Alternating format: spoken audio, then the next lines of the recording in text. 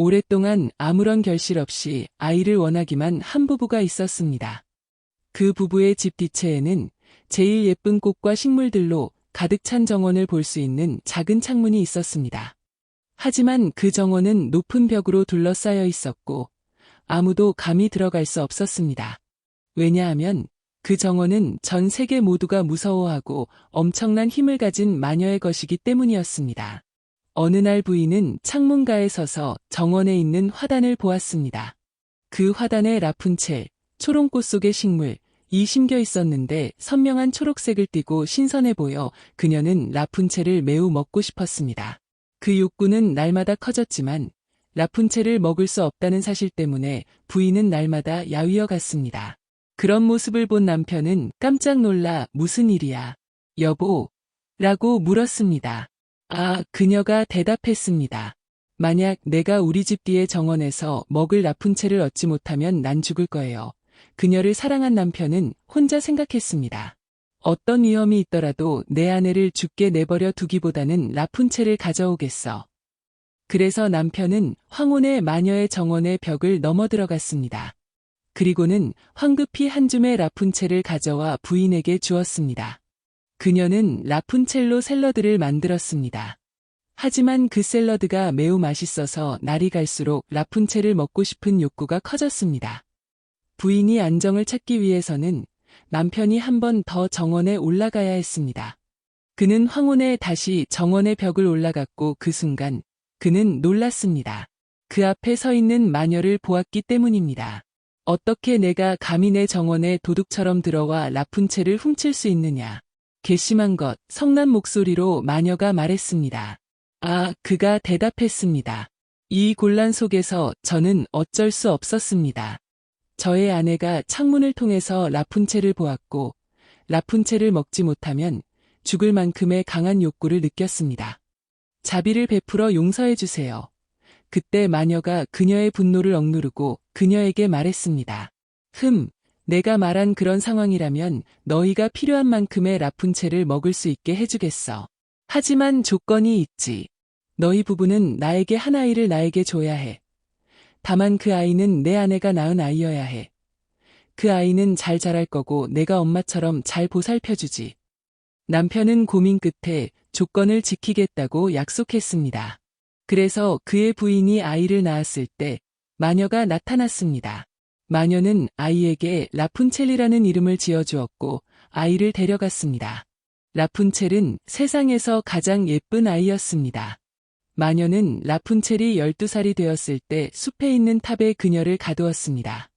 그 성에는 계단도 문도 없었고 성 위에 작은 창문만 있을 뿐이었습니다. 마녀가 안으로 들어가려고 할 때는 탑 앞에 서서 외쳤습니다. 라푼첼, 라푼첼, 나에게 머리카락을 내려다오. 라푼첼은 금같이 빛나는 아름다운 머리카락을 가지고 있었습니다. 마녀의 목소리가 들릴 때면 라푼첼은 그녀의 따은 머리를 풀러 창문고리에 머리카락을 휘감아 이시벨레 아래로 머리카락을 내려보냈고 마녀는 그 머리카락을 타고 올라왔습니다. 몇 년 후 한 왕자가 말을 타고 숲에 들어왔다가 탑을 지나갔습니다. 그때 그는 아름다운 노래를 들었습니다. 그 목소리의 주인공은 고독의 시간을 보내기 위한 라푼첼이었습니다. 왕자는 그녀에게 올라가기 위해 탑의 문을 찾았지만 문은 없었습니다. 왕자는 실망한 채로 말을 타고 다시 성으로 돌아갔습니다. 하지만 성으로 돌아간 그는 심장이 너무 뛰어 매일 숲으로 가 그 노래를 들을 수밖에 없었습니다. 그러던 어느 날 그가 나무 뒤에 서 있다가 마녀가 오는 것을 보았습니다. 그리고 마녀의 말을 들었습니다. 라푼첼, 라푼첼, 나에게 머리카락을 내려다오. 그때 라푼첼이 따은 머리를 내렸고 마녀는 그녀에게로 올라갔습니다. 왕자는 생각했습니다. 저것이 사람들이 타고 올라가는 사다리군. 어디 한번 내 운을 시험해 볼까? 그 다음 날 어두워지기 시작했을 때 그는 성으로 올라가서 말했습니다. 라푼첼, 라푼첼, 나에게 머리카락을 내려다오. 그러자 머리카락이 내려왔고 왕자는 위로 올라갔습니다. 처음에 왕자가 그녀 앞으로 왔을 때 그녀는 깜짝 놀랐습니다.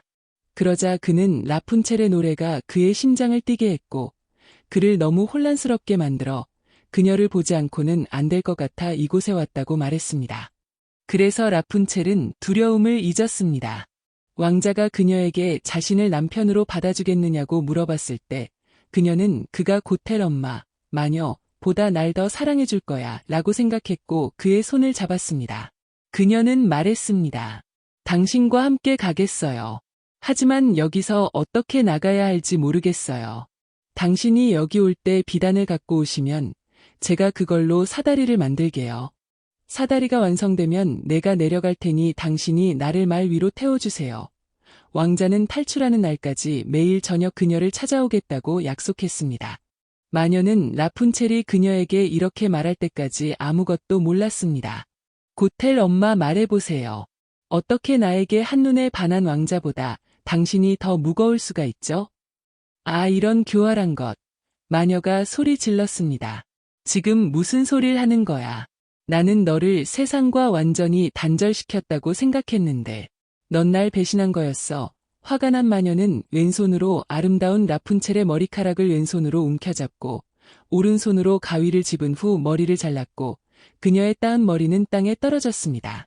그 마녀는 너무 무자비해서 그 불쌍한 라푼첼을 불모지로 데려가 고통과 슬픔 속에서 살게 했습니다.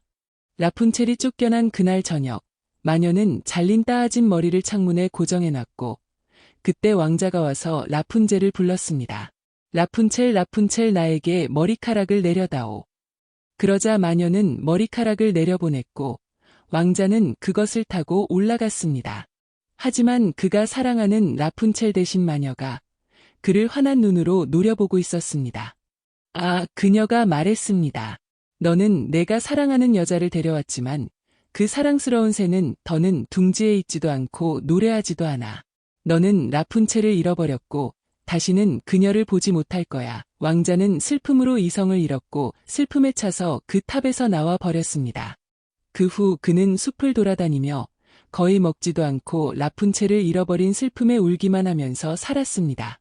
몇 년 후 그는 라푼첼이 그녀의 쌍둥이 아이와 있는 숲속에 버려진 곳에 도착했습니다. 처음에 그는 익숙한 목소리로 라푼첼을 알아봤고, 서로를 알아본 후에 그들은 고개를 숙이고 울었습니다. 그리고 라푼첼의 눈물이 그의 눈에 닿았을 때 그들은 영원히 함께할 수 있을 것을 알았습니다. 왕자는 라푼첼을 그의 왕국으로 데려갔고 큰 환영을 받은 그들은 오랫동안 행복하게 살았습니다.